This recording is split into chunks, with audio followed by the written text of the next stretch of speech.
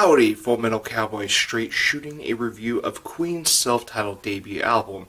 As you can see, I'm not in my room for this review. I am, in fact, in my rec room, which is where I did previously record some of my reviews down here. But I'm actually glad I moved into my room to do reviews because this light over here was really bad for the background of those reviews back then.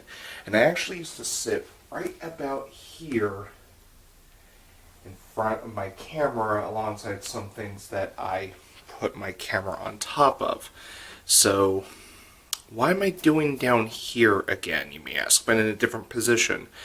Well, this is actually the space I have, and for the time being, for me to record my reviews in a timely manner, as well as me not talking super quiet like some of my reviews in the past, which I'm trying to do less of, but I am in a bit of a time crunch with this particular review because one of Queen's albums is something I plan on talking about on my birthday very soon. I'll get to that eventually. Queen's self-titled debut album was released in 1973, and from start to finish in Queen's discography, the lineup is the same. We have Freddie Mercury with vocals, Brian May with guitar, John Deacon with bass guitar, and Roger Taylor for drums. After reviewing the biopic Bohemian Rhapsody, which I really liked Rami Malek's performance as Freddie Mercury but didn't like the artistic liberties it took, I thought it was a perfect lead-in for me to start reviewing Queen's discography, since Queen happens to be one of my favorite rock bands of all time, alongside the Beatles, Led Zeppelin, Pink Floyd, and Radiohead. And I can tell you some simple reasons why I love Queen's music. The guitar riffs kick ass, but most importantly, Freddie Mercury. He was one hell of a singer, and he always put on a good show.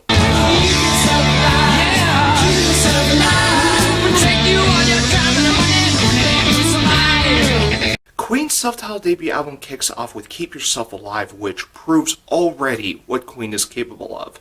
Now, this really goes without saying, there is more than one type of album. There are cases where an album is a collection of songs, but there are some records out there that may have a concept or a running theme. With Queen's self-titled debut album, it really is a collection of songs with some other flavors mixed in. But if there's one thing about Queen's self-titled debut album that is consistent all the way through, it is energy.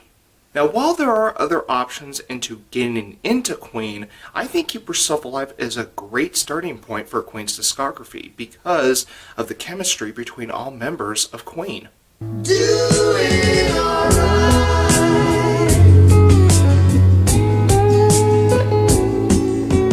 Doing Alright starts off soft and smooth, but give this track some time because after a couple minutes, it will be worth your time.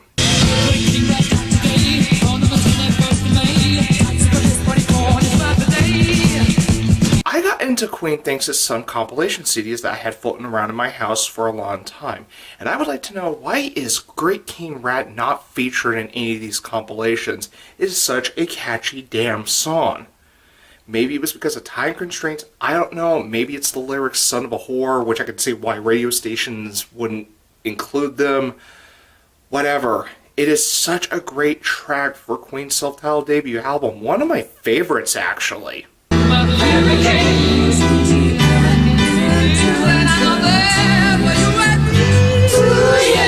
My Fairy King is the second track in a row to have King in the title, and it's much like the structure of Doing Alright. It starts off soft and smooth, but if you give it time, it actually proves its worth.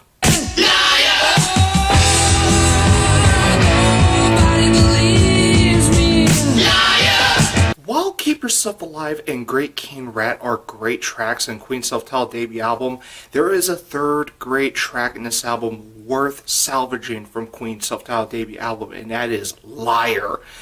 Any Queen fan cannot resist saying "Liar" when listening to this track. It is so damn catchy. I'd even go as far as to say it is the catchiest track in Queen's self-titled debut album.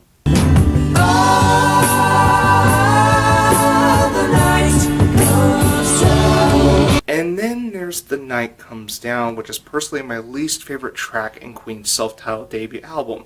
Now, to be fair, I think it works given where it's placed, as well as the change of pace in Queen's self-titled debut album. And I'm actually content in listening to this if I'm listening to Queen's self-titled debut album in full. But if I'm listening to certain tracks, I would easily skip this one in favor of another track that I perhaps may like later in Queen's self-titled debut album.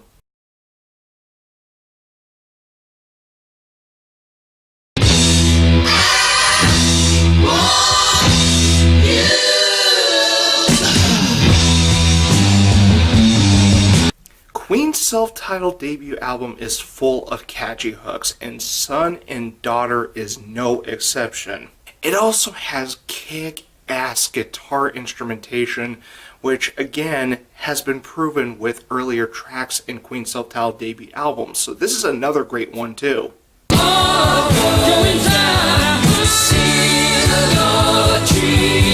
Yep, Queen did a song about Jesus, and I think it's really catchy. And I also think it's great for not sounding cliched like typical Christian music, given the subject matter. Listen, I understand Christian music has a certain appeal, but the mainstream Christian music I have heard from time to time sounds very samey to me.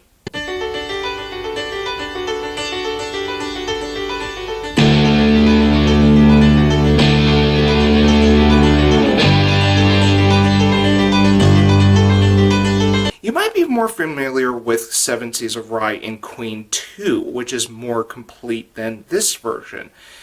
And honestly, this closing track didn't leave much of an impression on me in regards to the two versions of Seven Seas of Rhye, and that's largely thanks to me discovering the Queen 2 version of Seven Seas of Rhye than this one. But at the same time, as a closing track to Queen's self-titled debut album, I'm fine with Seven Seas of Rhye the way it is to close out Queen's self-titled debut album. But let's not kid ourselves, the version featured in Queen 2 is the better version. I'm going to be shooting a 9.5 out of 10 for Queen's self-titled debut album. To quote the PlayStation slogan, greatness awaits, and yes it does, because I look forward to talking about some of Queen's later albums past Queen's self-titled debut album.